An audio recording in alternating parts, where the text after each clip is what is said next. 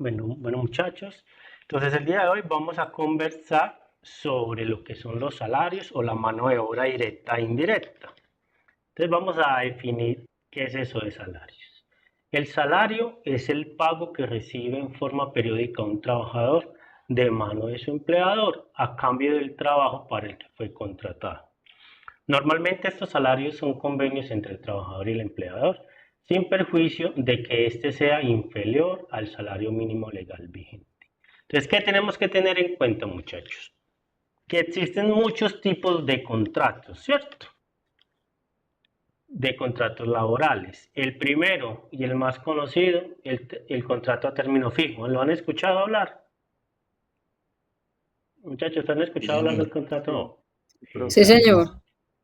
Bueno, entonces ese contrato a término fijo, su definición es, como su nombre lo indica, es que tiene una fijabilidad o un tiempo límite, es decir, tiene una fecha de inicio y una fecha final. Eso es lo que significa el contrato a término fijo. Y está el contrato a término fijo inferior a un año, es decir, puede ser de 8 días, 15 días, 20 días, un mes, 2 meses, 3 meses, 6 meses, 8 meses, 9 meses, 11 meses como tiempo máximo, ¿cierto? Porque existe esa condición de ser un salario, un contrato a término fijo inferior a un año. ¿Listo? Hasta ahí está claro. Y existe otra modalidad de contrato que se llama el contrato a término fijo a un año, que serían ¿qué? Los 12 meses. ¿Qué tenemos que tener en cuenta acá, muchachos? Que los contratos a término fijo nunca se van a convertir a término indefinido.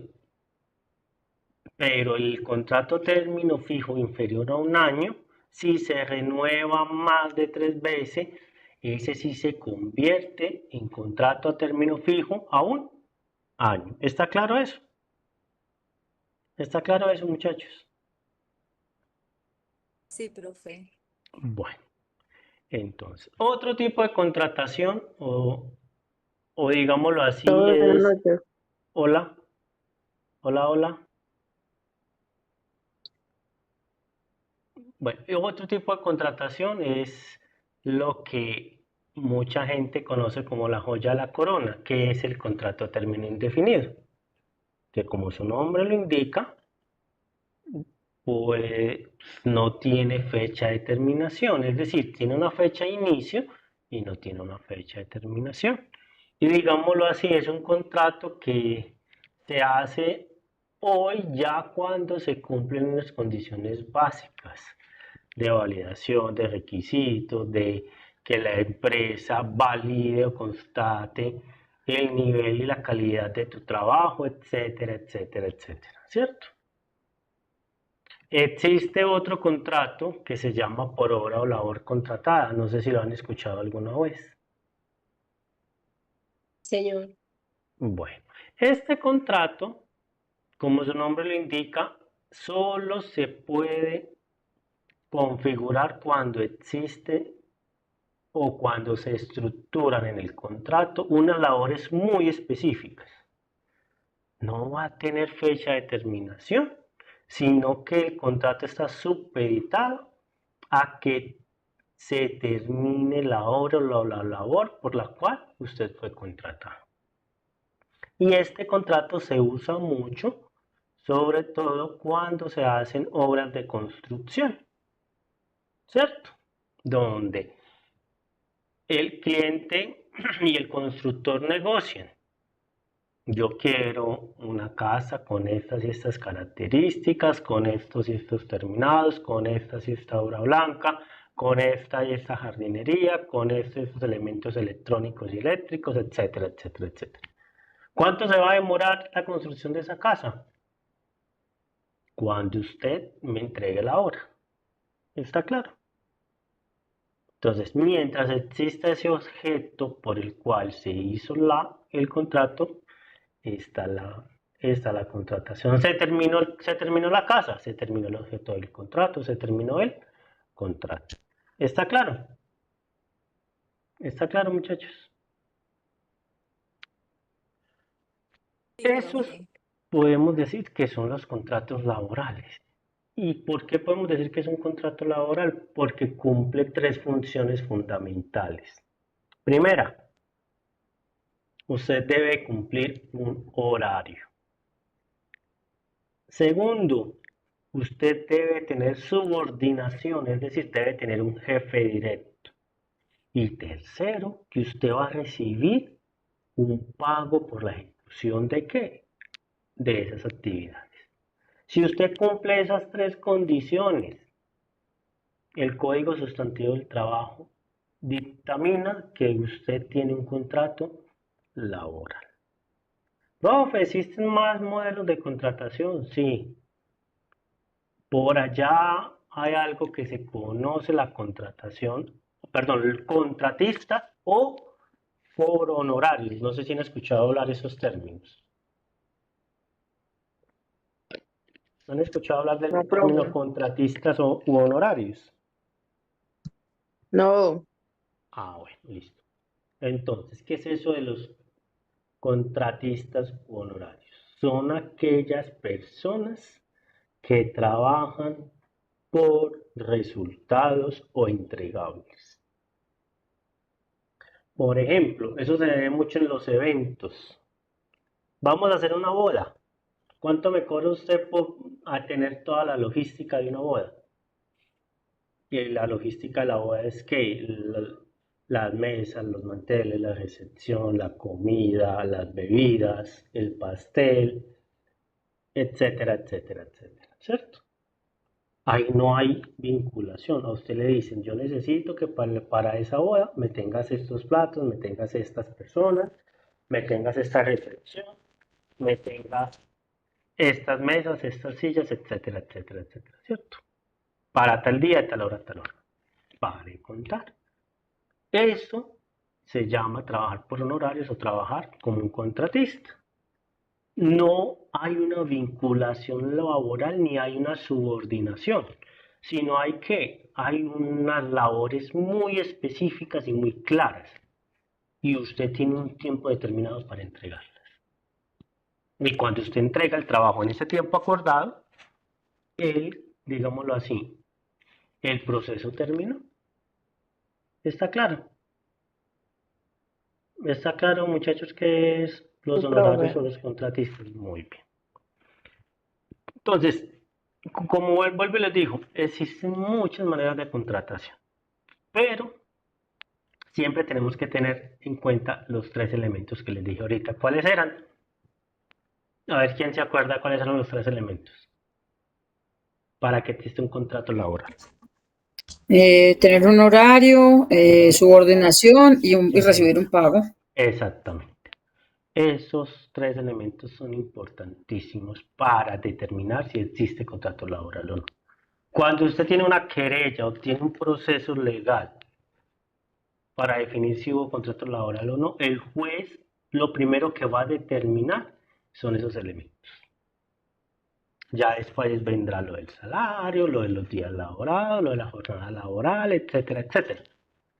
Pero antes de hablar de todo eso, tenemos que hablar de qué? De esos tres elementos. ¿Qué es lo que en Colombia su ordenamiento legal exige para que se constituya un contrato laboral? Entonces, yo creo pues que con esto quedó claro, ¿cierto? Eso no se les puede olvidar a ustedes, muchachos. Por si van a ser emprendedores, tengan mucho cuidado cómo van a contratar. Sobre todo si usan la figura de contratista sobre los honorarios. Muy bien.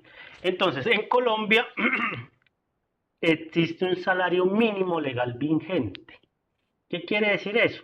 Que usted no le puede pagar a nadie por debajo de ese 1.300.000. Si usted paga por debajo del 1.300.000 que está en este año, 2024, se va a acoger a una posible sanción si es denunciado. Si el trabajador lo denuncia a usted y dice, yo trabajé horarios completos de tal a tal fecha y me pagaban solamente 1.000.000 de pesos. Muchachos, la parte laboral, los jueces con la parte laboral en Colombia son muy, muy, muy fuertes. Es decir, Si el trabajador tiene como demostrar que usted no estaba cumpliendo con la ley, créanme que se le aplican todas. Ahí sí, como dicen por ahí, sin anestesia. Entonces, yo los invito a que cada año, si van a ser emprendedores, validen muy bien en cuanto está el salario mínimo. Para el año 2024 está en 1.300.000, sin el auxilio de transporte. ¿Cuánto vale el auxilio de transporte este año? 162.000 pesos. En el caso que no estemos desplazándonos al trabajo, es decir, estemos haciendo trabajo en casa, no tendremos auxilio de transporte, pero sí auxilio de conectividad, que es del mismo valor al auxilio de transporte, 162.000 pesos. ¿Por qué? Porque como su nombre lo indica, este auxilio, digámoslo así, es una ayuda que nos debe brindar la empresa para que amortiguemos los costos, en el caso del transporte, de desplazamiento de la casa al trabajo y del trabajo a la casa. Y en el caso pues, de que trabajemos en la casa, por ley que salió cuando estuvimos encerrados por COVID, el Estado colombiano dijo, no señores, ese auxilio se sigue manteniendo. ¿Por qué? Porque el trabajador ya no se desplaza, pero sí usa los recursos propios que tiene en su casa para realizar una actividad laboral. Entonces, ese subsidio lo llamo auxilio de conectividad, porque en muchos casos, en muchas casas, los trabajadores tuvieron que incrementar, entre otras cosas, el valor de sus servicios públicos y el valor de su conexión a internet. Entonces, para esos casos, la norma previó que el auxilio de transporte se transformaría en un auxilio de conectividad para poder sopesar los costos de los cambios que tuvo que hacer el trabajador para poder trabajar desde su casa. Hasta ahí está claro, muchachos. Señor. Sí, señor. Yo sé que hoy la clase va a ser muy teórica. La idea es que hoy saquemos la parte teórica para que podamos, digámoslo así, dentro de 8 días empezar a trabajar, o si nos alcanza el tiempo hoy, trabajar ya la parte práctica de la mano de obra directa. Entonces, ¿qué tenemos que tener en cuenta para que nos den el auxilio de transporte? Entonces, el auxilio de transporte es una prestación a favor de los empleados que deben ganar hasta 2 salarios mínimos mensuales. Listo, ya sabemos pues que la finalidad es de ayudarlos con los gastos del transporte desde la casa al sitio de trabajo.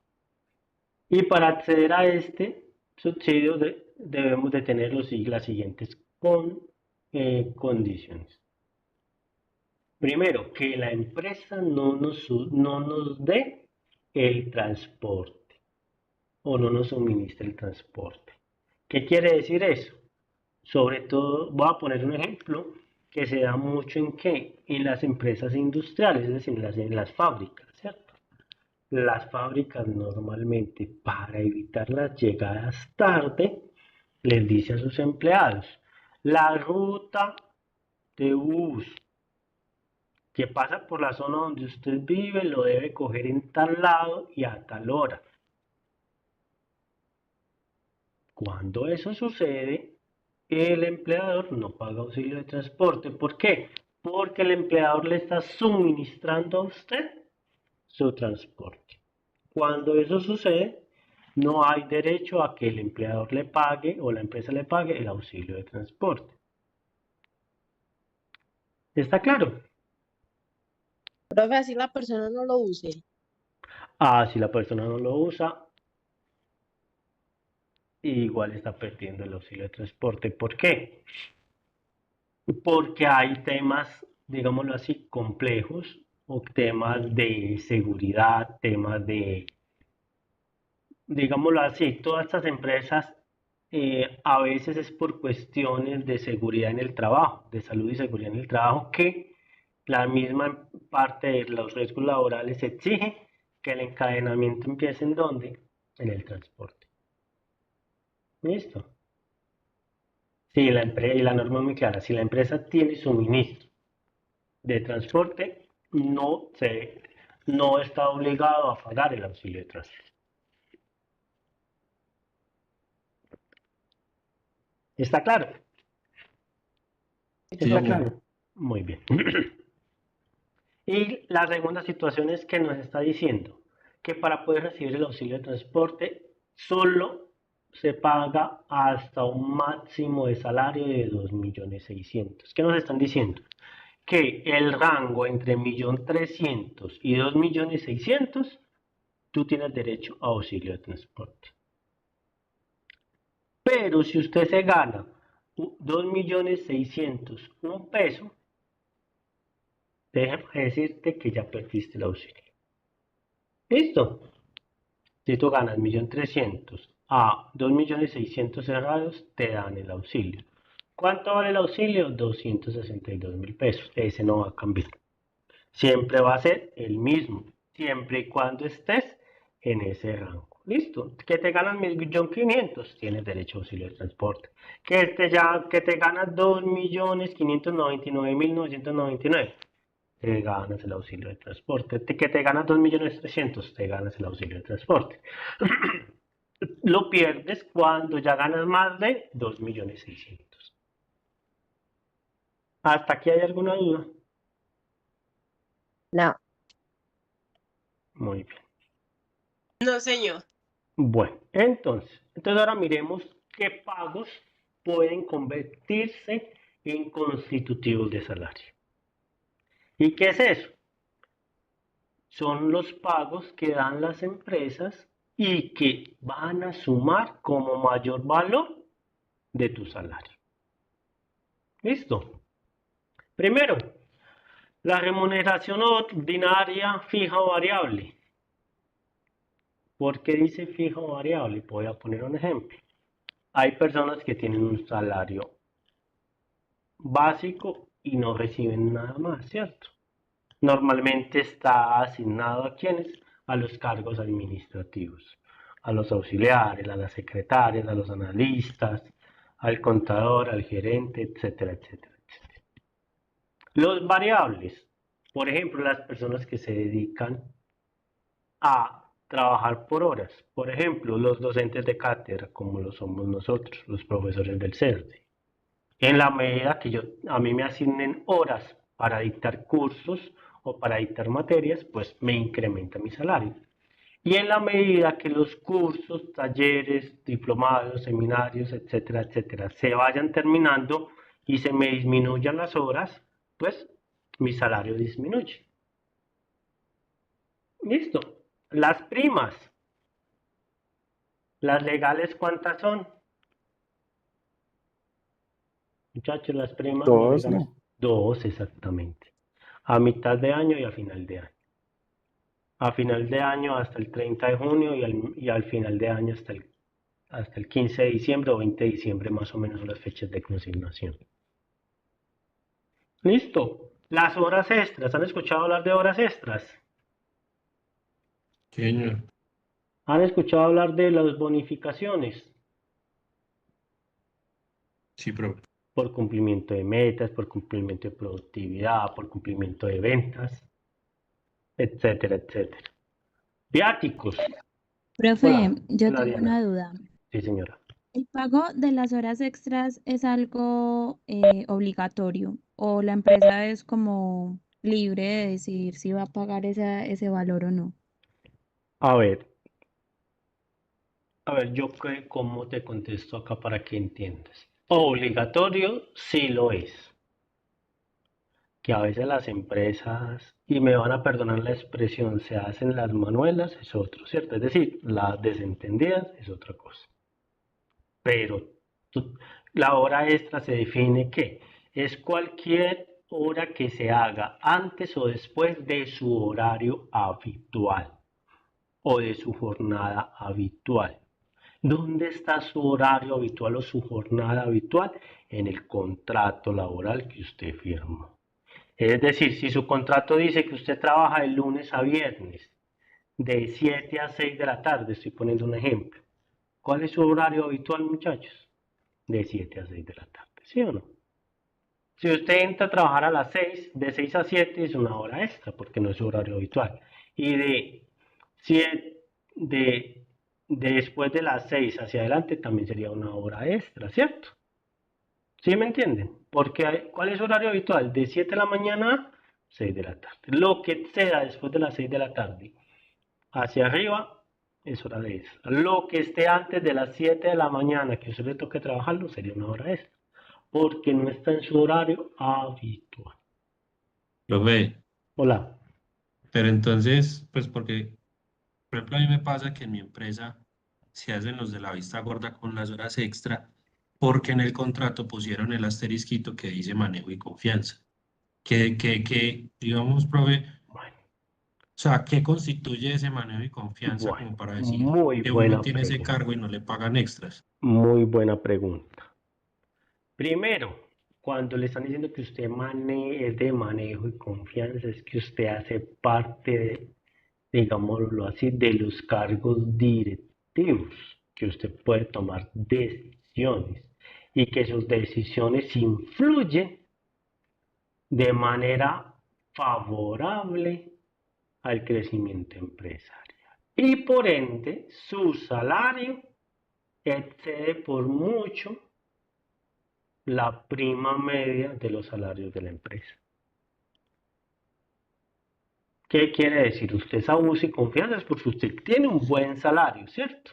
Y porque usted en verdad tiene responsabilidades que van a traerle un beneficio mayor a la empresa cuando las toma.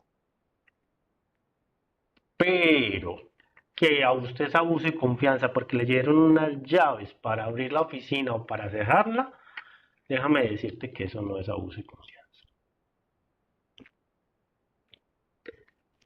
Si alguien está Profe, en esa condición, yo que le recomiendo, empiece a documentar todo. Si usted tenga profe, pruebas. pero Señora, pero eso tiene que decir en el contrato. Si eso no dice en el contrato, sí o sí se deben de pagar las horas extras sí, señor. y Sí, señor. dominicales. Así el Ojo, salario sea ojo, venga, los venga. Ojo, pues mismos que lo primero que tenemos que validar es cuál es su horario laboral y su jornada laboral. Y vuelvo y le digo, ¿qué días va a trabajar usted de lunes a viernes o de lunes a lunes? O de lunes a domingo, pues. Es decir, si usted trabaja de lunes a domingo es porque usted tiene un horario rotativo. Usted trabaja 6 días y descansa un día. Y como es horario rotativo, usted descansa cualquier día de la semana. Entonces, por eso le digo, usted lo primero que tiene que validar es qué firmó, cómo lo firmó, dónde lo firmó y cuáles son sus días laborales y cuál es su jornada laboral. Listo. Ojo, obviamente de acuerdo a la ley, ¿cierto? Pero ahora no es que ustedes se vayan a ir ahorita así como toros cuando salen allá al lugar donde los torean, ¿no? Pues las cosas hay que conversarlas bien, ¿cierto? El tacto, la situación. Y Ah, si ya no, pues mañana muchos voy a trabajadores que hacen, muchachos, muchos trabajadores que hacen, conversan, conversaditos, les dicen que no, simplemente guardan que sus pruebas. Y cuando termina que van y ponen su demanda. Y no pelearon con su empleador ni nada, sino que cuando ya sale la demanda y tienen todas las pruebas, no solamente le van a tener que pagar lo que le dejaron de pagar, sino brazos caídos, daño emergente, lucro cesante, etcétera, etcétera, etcétera, etcétera. Y es lo que yo les recomiendo a todos. O sea, usted no se ponga a pelear con la empresa porque si no, usted es el que va a terminar perdiendo, ¿cierto? O a mí me enseñaron, usted nunca pelea ni con un policía, ni con el del tránsito, ni con nadie. Usted simplemente lleva las cosas de la mejor manera, lleva las cosas dentro de un término amigable, que usted no sea grosero, que usted no sea el que transgredió la ley y la norma, ¿cierto?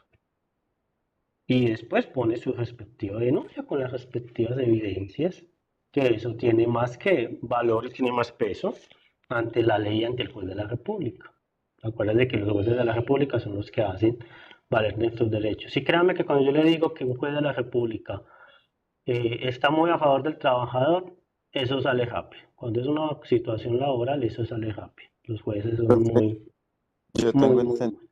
que las empresas tienen que sacar un permiso para que las personas puedan hacer esas horas extras. A ver, no. La norma es muy clara y el código laboral dice que usted puede hacer máximo 2 horas diarias y no tiene que pedir ningún permiso. Ya si excede las 2 horas diarias de horas extras, sí debe pedir un permiso y debe tener que un seguimiento de la ARL. ¿Por qué? Porque si nos vamos a todo ese tema de ARL, pues usted después de una jornada laboral ya tiene un cansancio, ya tiene una disminución de su fuerza y de su concentración y ya usted no puede estar en condiciones óptimas para seguir trabajando, ¿cierto? Entonces, si ya usted supera las 2 horas extras que exige la ley que puedes hacer normalmente, claro que no es que la ley, la ARL te lo exige, porque si tú no lo haces con el permiso de la ARL y a ese trabajador le pasa algo, la ARL no te va a responder, entonces ¿a quién le va a tocar responder? A la empresa. ¿Listo? Profe, pero también hay que tener en cuenta que es que pues los empleadores se aprovechan de la necesidad de uno. Por ejemplo, a mí, en mi caso, a mí me pasó, yo trabajaba en un restaurante, punto de venta. Sí, señora. Entonces, se supone que cerraban a las 10, ¿cierto? A esa Ujú, hora se cerraba el servicio, listo. La administradora, sin que nos diéramos cuenta, nos sacaba todo del sistema. Nosotros registrábamos con el ID. ujú, Entonces, cuando ya salíamos por ahí de las 11, 11:20 más o menos, después de terminar el aseo, íbamos a ujú, salir y ya nos habían sacado. ujú, Yo le dije a ella, me parece que usted está siendo muy abusiva porque es que nos está quitando las horas extra. Y que no, ujú, es que si no los saco se demoran más haciendo el aseo. Y yo, pero entonces cierre a las 9 y nosotros salimos a las 10 en punto. Pues ujú, sonó que yo era muy conflictiva, pero yo no tenía forma de demostrar en el momento que ella nos estaba sacando. Eso lo sabía era ella, para ujú. cuadrar, como ellos tienen una Mira, bonificación. para cuadrar, tú no necesitas pelear. Si tú tomas una foto Ah, sí, al lado del reloj que tiene el restaurante, te estoy poniendo un ejemplo. ah, Te tomas sí, una selfie. sí, sí. No Sí, te, sí. pero No, a yo, lo, a lo que les estoy diciendo es que ustedes no tienen con qué ponerse a pico pico. O sea, sí, no, ustedes yo la decisión conversan que de tomé fue manera que renuncié ya. exacta. O si no, usted, vea, conozco mucha gente que habla y no se pone a pelear. Converse, pa, listo, no pasa nada, listo, ya. Y sigue. Pero ellos, ¿qué van haciendo? Cuando se van, con las evidencias en mano van y hacen 2, 3, 4 años. Imagínese que usted tenga 20 horas de más por 2 o 3 años que no le pagaron de las extras y usted tiene como demostrar. Hay gente vea, la gente, usted cree que la gente no sabe sumar, pero la gente con la parte laboral es más experta que uno. Créame, vea, yo conozco gente que usted dice, no, este man, uno dice, este man no tiene idea de nada, no tiene idea de nada. Sobre todo la gente pues que ya tiene experiencia laboral, entonces revisa sus colillas de pago, revisa que si les han quedado bien las horas, que si tiene horas extras les sacan pagado con los respectivos recargos. Son más expertos que uno haciendo cálculos, con lo les digo todo. Y vuelvo y les digo, ustedes no tienen que irse de frente con las empresas. Conversan, no, listo. Pues si usted quiere, mantenga sus pruebas, que usted tenga como demostrar los procesos y listo para de contar. No se tiene que llenar de rencor, no se tiene que llenar de... ¿Sí me entiende? Y eso hace mucha gente. O como dice usted, renunció, pero todo está. Pero ¿qué pasa? ¿Por qué a veces nos pasa tantas cosas? Porque no tenemos el hábito de hacer las denuncias. Si nosotros tuviéramos un mayor hábito de hacer las denuncias respectivas en los tiempos respectivos, créame que los empleadores tendrían un mejor hábito y no tendrían tantas cosas como me están contando. Créame que cada vez que yo dicto la materia de nómina o converso del tema de salario, ellos son los ¿cierto? Pero porque no tenemos un buen, o sea, nuestra cultura, nuestra idiosincrasia colombiana, no sé en qué momento se instauró, de que yo reclamar mi derecho, que me respeten mis derechos, es un delito, o ser revoltoso o ser de izquierda. No sé en qué momento. Ojo, y sin decir que soy de izquierda, ¿cierto? No.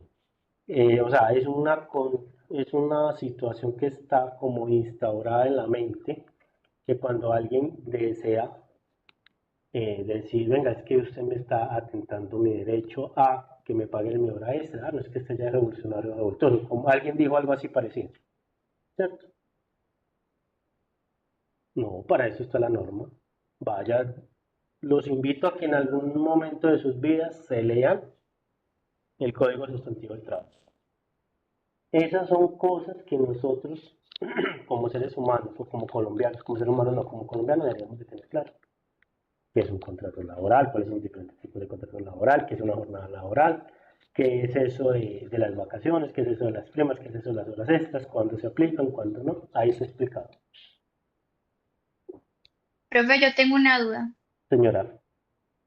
Por ejemplo, cuando tenemos muchas horas extras, mm, la empresa está obligada a quedar paz y salvo cuando termine el año, o pueden pasar el año debiendo horas extras.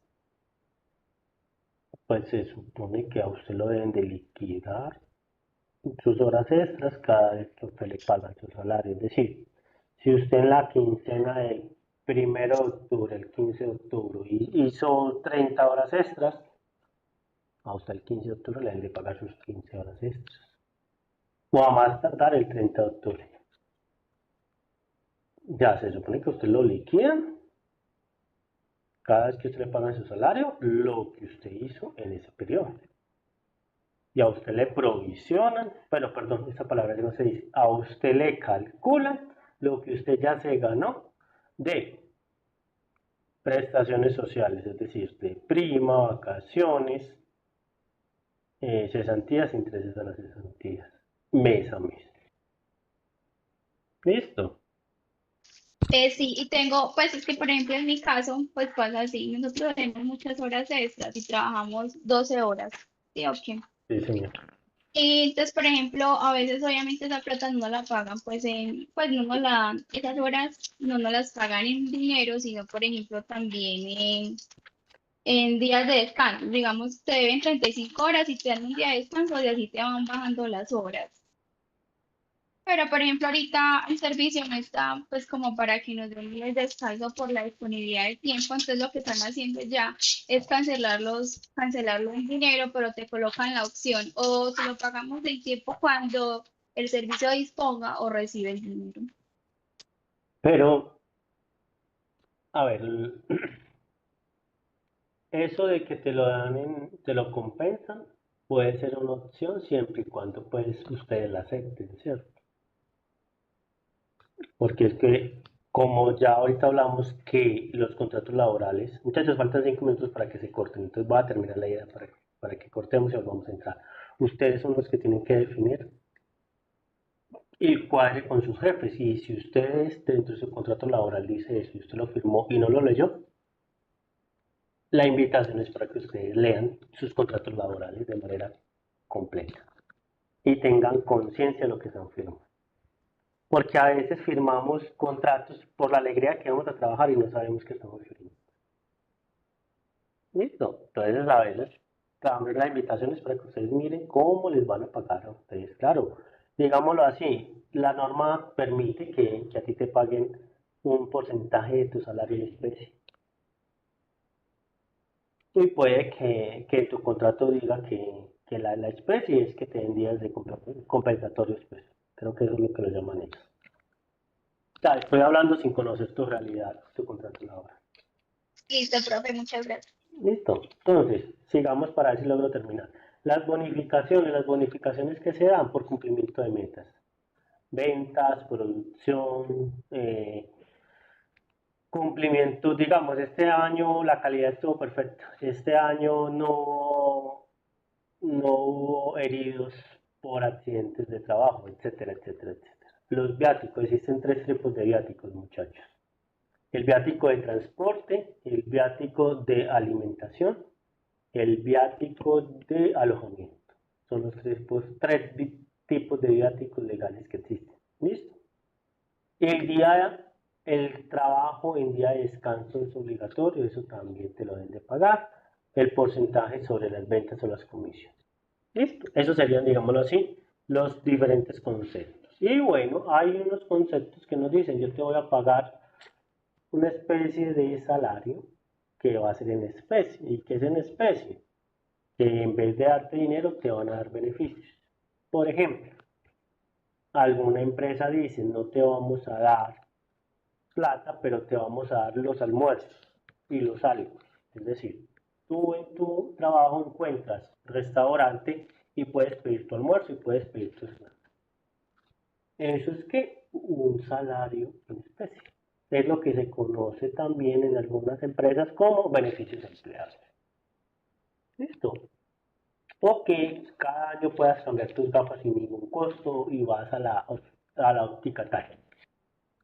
O para los niños a principio de año, los que están en la universidad cada 6 meses, les van a dar útiles escolares y los debes reclamar en tal librería o en tal papelería. ¿Está claro? ¿Está claro, muchachos? Lo que es un salario en Bien, especie. O lo que hacen muchas empresas, yo creo que de pronto a varios les ha tocado, que la empresa les paga los seguros funerarios. No sé si les ha tocado. O algún tipo de seguro de vida. no. Todos esos son beneficios, no monetarios, sino en especie. No te entregan el dinero, pero te entregan el beneficio. Bueno, muchachos, voy a hacer el corte y nos volvemos a conectar en el mismo día. ¿Listo? Listo.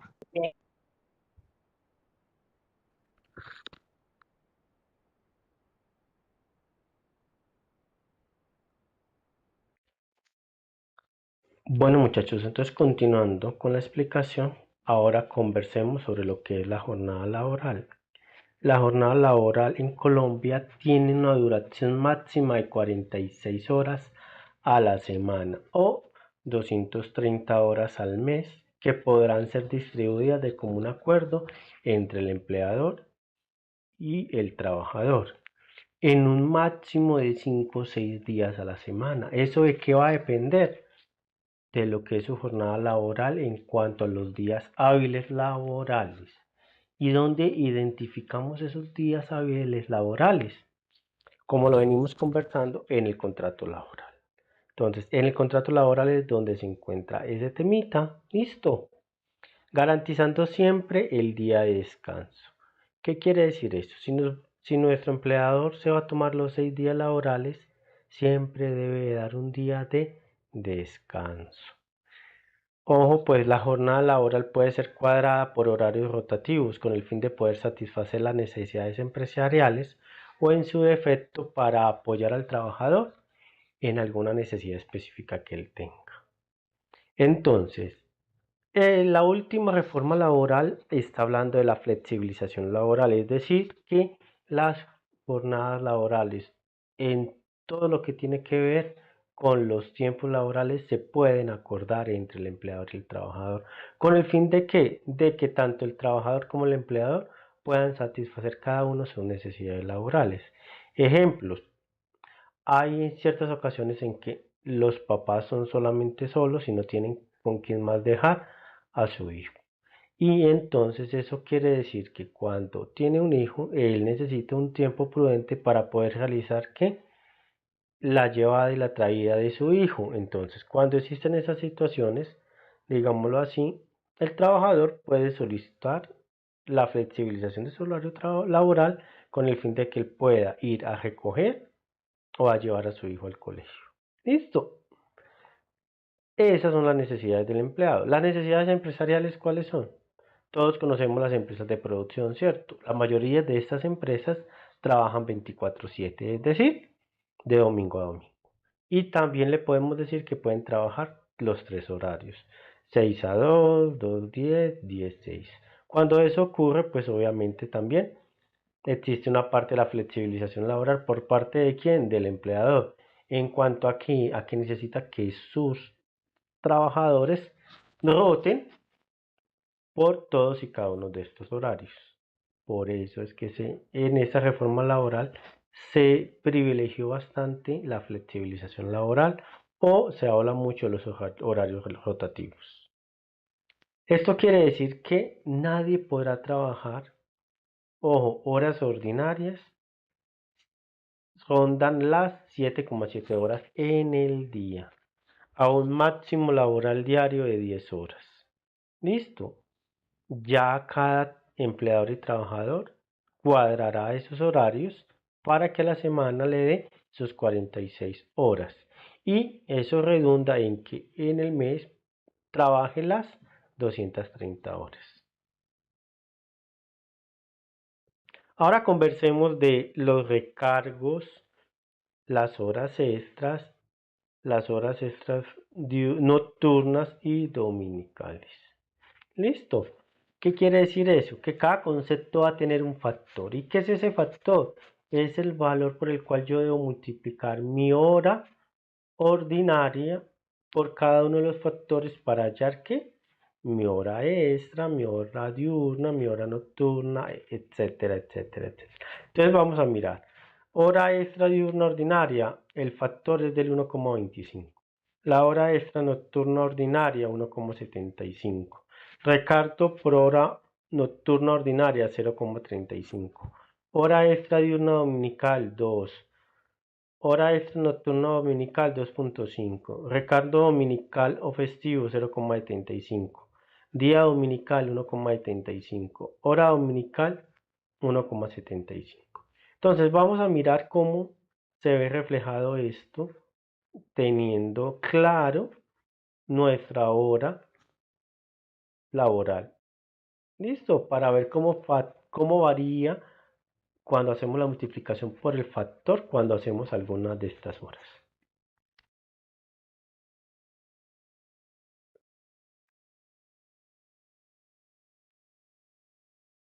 Entonces vamos a mirar aquí este pequeño ejemplo que tenemos. Vamos a poner un valor cualquiera, que vamos a tener un valor hora ordinaria de 7,000 pesos. Si yo tengo un valor hora ordinario de 7,000 pesos y hago una hora extra diurna ordinaria, cuando multiplico por mi factor del 1,25, mi valor de hora extra vale 8,750. Y si yo ya no hago una hora extra diurna, sino nocturna, mi hora ya me vale 12,250, porque mi factor ya no es de 1,25, sino de 1,75. Por el contrario, si yo tengo un horario normal rotativo y estoy haciendo mi horario laboral en la noche, simplemente voy a tener que un recargo. ¿Qué es un recargo?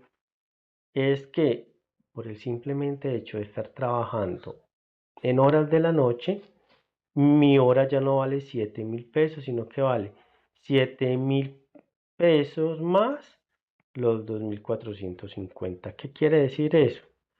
Que mi hora termina valiendo 9,450, porque a mi valor hora ordinaria le debo sumar los 2,450, que es mi factor de ¿qué? De recargo nocturno, es decir, cuando trabajo de noche. Hora extra diurna en dominical y festivo me está diciendo que cuando yo tengo que trabajar una hora extra, es decir, diferente a mi horario habitual de trabajo, mi hora extra en dominical vale 14,000 pesos. ¿Por qué? Porque me está diciendo que mi factor es de 2 veces. Una hora extra nocturna en dominical y festivo vale el 2,50. Entonces, mi hora ordinaria que vale 7,000 me termina valiendo 17,500. Si tengo un recargo dominical o festivo, es decir, que trabajo normalmente los domingos, solamente me van a dar ¿qué? Un recargo por esa hora trabajada, que es de 5,250. ¿Cuánto termina valiendo mi recargo dominical con mi hora? 12,250. ¿Cuánto me vale un día dominical? Entonces, ¿cómo hallo el día dominical? Por allá decían 7,000 por 7.7. Vale 53.950. Ese vale mi día. ¿Qué es el día? El valor de mi hora por las 7,7 horas, que es, digámoslo así, muy a lo legal, las horas ordinarias que debo trabajar si tengo que hacerlo 46 horas a la semana. Y por último, una hora dominical. ¿Cuánto vale una hora dominical? Me vale 2.040 pesos. Entonces, aquí les acabo de mostrar con este simple valor o con estos simples valores en cuánto queda el factor hora con cada uno de qué, de los conceptos que tenemos. Muy bien, muchachos, continuamos.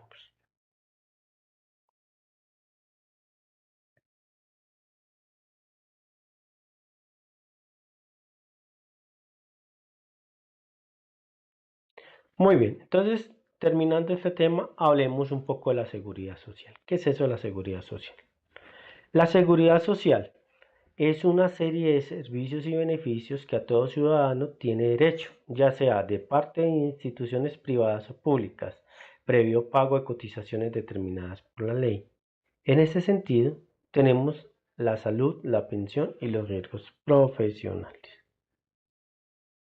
¿Qué quiere decir eso, muchachos? Que ya entramos en el tema de la seguridad social, que es el primer concepto que se le adiciona al salario, porque el salario no es simplemente las horas extras, el salario ordinario y todo lo que vimos anteriormente, sino que además de eso, el empleador debe aportar estos conceptos que se llaman seguridad social. ¿Qué es eso?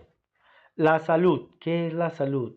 Es una seguridad social que debe hacer en conjunto el trabajador y el empleado. Como estamos hablando de costos, solamente nos vamos a enfocar en el aporte que debe realizar el empleador, es decir, el que la empresa debe sacar del bolsillo al momento de pagar la nómina. ¿Listo?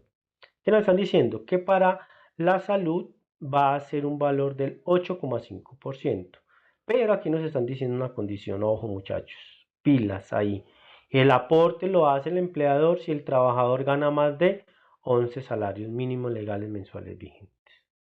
Solo vamos a pagar salud si ganamos más de 11 millones, 11 salarios mínimos legales, que eso nos da casi 15 millones de pesos más o menos. Ahorita calculamos.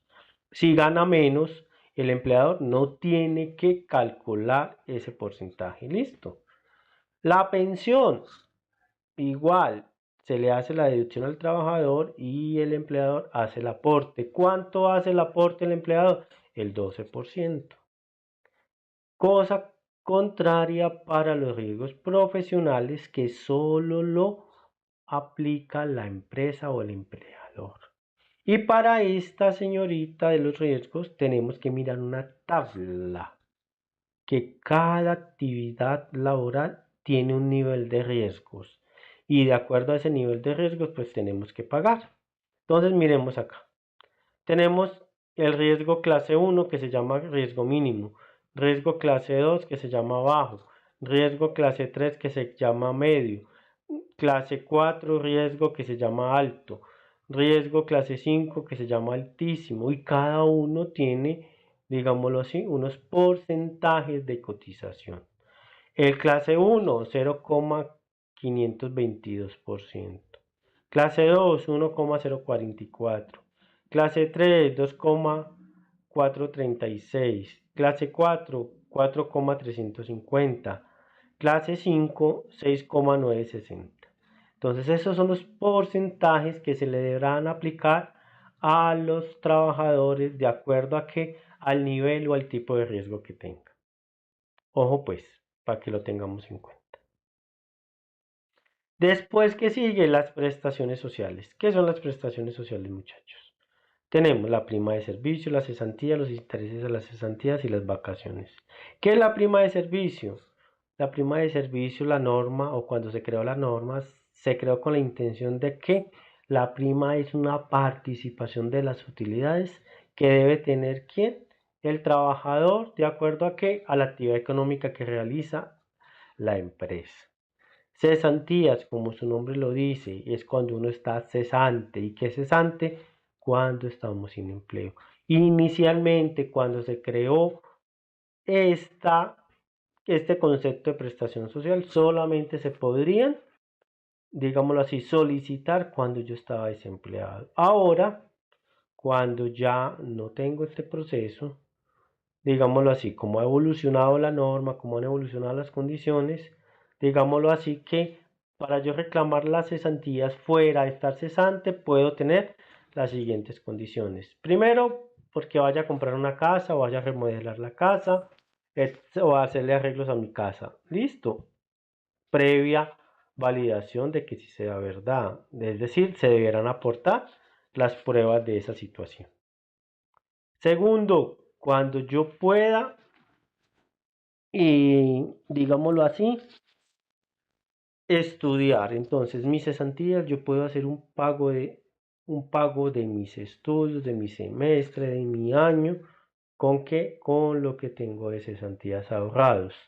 ¿Y cómo las puedo solicitar? Obviamente demostrando que con ese dinero yo voy a pagar mi estudio, mi semestre, mi año, mi mensualidad, etcétera, etcétera, etcétera.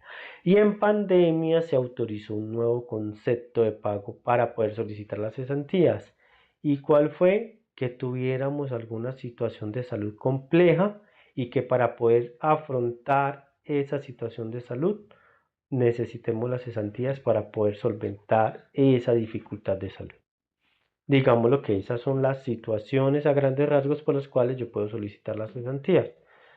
Cabe recordar que este último concepto toca validarlo si todavía está vigente. Lo hablo es porque esto se dio en pandemia. Los intereses a las cesantías, ¿qué son? Es simplemente una retribución que nos debe pagar la empresa por tener nuestro dinero durante los 12 meses del año. Y las vacaciones, pues como su nombre lo indica, es cuando cumplimos una condición que es que trabajar durante un año ininterrumpido en la empresa. Cuando cumplimos este año podemos acceder a las vacaciones, que son ¿qué? 15 días de trabajo. Esta fórmula pues no se las voy a explicar porque es ya cuando vamos a liquidar, pero como a nosotros solamente nos interesa hacer el cálculo mensual de esas, vamos a conversar de estas fórmulas. Aquí miramos, por cada concepto tenemos que las prestaciones sociales se liquidan a partir del salario que el trabajador devenga. Ojo, el salario. Recuerden que cuando hablamos de salario es también todo el componente salarial, los conceptos que hablamos ahora, como las horas extras, como las bonificaciones, como las comisiones, como los viáticos que son componente salarial, etcétera, etcétera, etcétera. ¿Listo? Aquí vuelvo y lo recuerdo. Conceptos salariales como las horas extras, recargos, comisiones y en general cualquier pago que tenga naturaleza remunerativa y que sea componente salarial, que ya lo hablamos anteriormente. Entonces, ¿cómo vamos a calcular los conceptos que vimos anteriormente? La prima de servicio, vamos a calcularla al 8,33% mensual. Las cesantías al 8,33% mensual. Los intereses a las cesantías, el 1% mensual o el 12% anual. Sobre las cesantías, ojo, esos intereses de las cesantías no es sobre el salario, es sobre los intereses. Y por último, muchachos, tenemos las vacaciones que se calculan mensualmente al 4,17%. Entonces, ya para terminar, muchachos, vamos a conversar un poquito acá. La mano de obra directa y la mano de obra indirecta. Vamos a recordar porque esto ya lo hemos conversado nosotros varias veces. La mano de obra directa es todo pago salarial que se le hace a los trabajadores que realizan actividades laborales directas o que intervienen directamente en el proceso productivo y en nuestro caso el proceso gastronómico. Tenemos los ejemplos de los cocineros, los carniceros, los panaderos, los pasteleros y los respectivos auxiliares. Recordemos que para nosotros en nuestra empresa o en nuestro proceso gastronómico son todos los que están directamente en donde participando en el proceso gastronómico. ¿Listo? Y la mano de obra directa es todo pago salarial que se le hace a los trabajadores que realizan actividades laborales indirectas o que intervienen indirectamente en el proceso productivo o gastronómico. ¿Cuáles ejemplos tenemos? Los meseros, los supervisores de calidad, de salud y seguridad en el trabajo, los trabajadores de mantenimiento de equipos, la seguridad del restaurante, el aseo y el aseo del restaurante.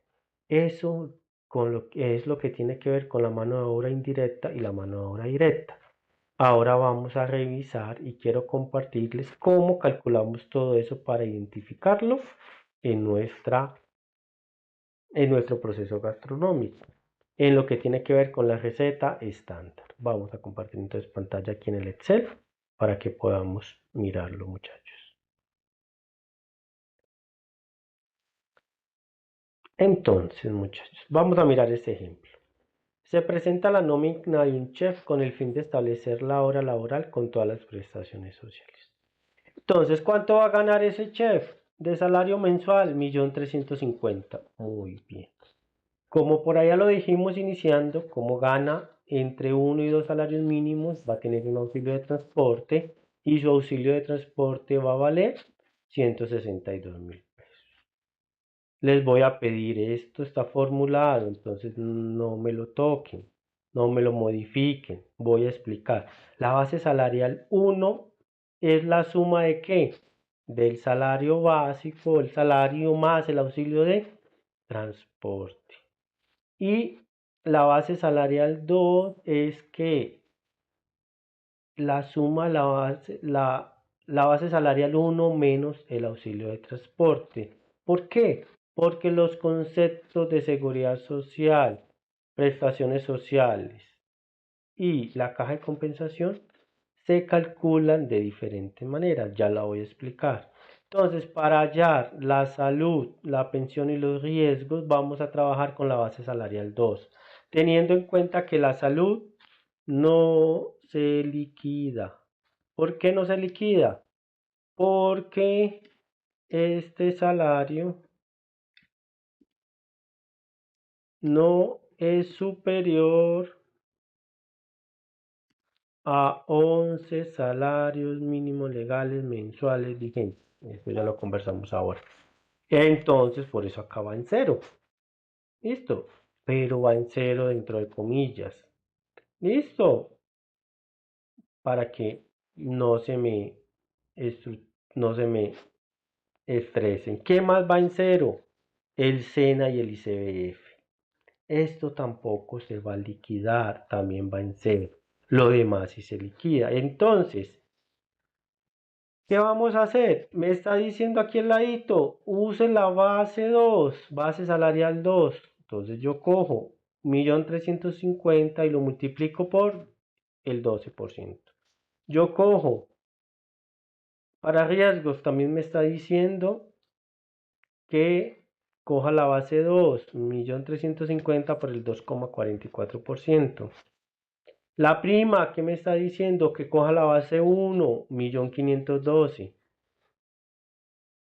Para las cesantías también me está diciendo que coja la base 1, 1.512.000. Ojo, los intereses se calculan sobre el valor de las cesantías. El 1% de 125.950, que es el valor de las cesantías, me da 1.259. Vacaciones. Me dice que es con la base 2. ¿Por qué? Y quiero explicarles el por qué para que entiendan el por qué. Muchachos, cuando estamos en vacaciones, no vamos a la empresa. Como no vamos a la empresa, no necesitamos o no gastamos o no usamos transporte porque no estamos yendo a la empresa.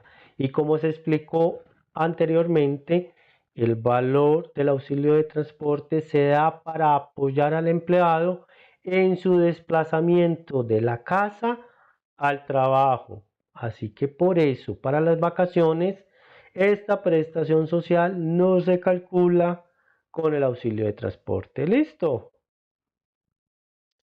esta prestación social no se calcula con el auxilio de transporte. Es muy importante esta situación. ¿Listo? El SENA y el ICBF son para fiscales. Estos señores entran en la misma condición de la salud, que no se va a liquidar porque este salario no es superior a 11 salarios mínimos. ¿Qué si se calcula? La caja de compensación. ¿Y sobre cuál la hacemos? Con la base 2, sin incluir el auxilio de transporte. Cuando sumamos todo esto, si ustedes miran, estamos sumando ¿qué? La base salarial 1. ¿Qué comprende la base salarial 1? El salario más el auxilio de transporte. Y después todas las prestaciones sociales que se deben calcular, la seguridad social, las prestaciones sociales y los parafiscales. Eso nos da un total a pagar en salarios. Así este valor no se le llegue al trabajador como debemos pagarlos, porque cada uno de estos conceptos se van unas para los fondos de pensión, la EPS, los riesgos profesionales, la caja de compensación. Lo demás queda en la empresa guardado hasta que el trabajador cumpla con la condición para que sea consignado. Por eso decimos que el total que realmente paga la empresa no es 1.512.000, sino 2.070.340 pesos. Ese es el valor mes, ¿cierto? Ahora necesitamos saber cuál es el valor hora. Muy sencillo, muchachos. Ahora les dije que en el mes debemos trabajar un total de horas de 230 horas, ¿cierto? Entonces ese total a pagar, tengo las horas mes. ¿Cómo hallo el valor hora? Simplemente divido los 2.070.340 pesos, divido 230 horas. Eso me da un valor de hora de 9.001 pesos. ¿Qué quiere decir eso? Que nuestro salario con este nivel de salario básico más seguridad social, prestaciones sociales y parafiscales nos da un valor de 9.001 pesos valor hora, o sumado todo de 2.070.340. Esto era lo que les quería explicar, lo que les quería comentar. Que tengan una feliz noche y nos vemos la próxima sesión. Feliz noche.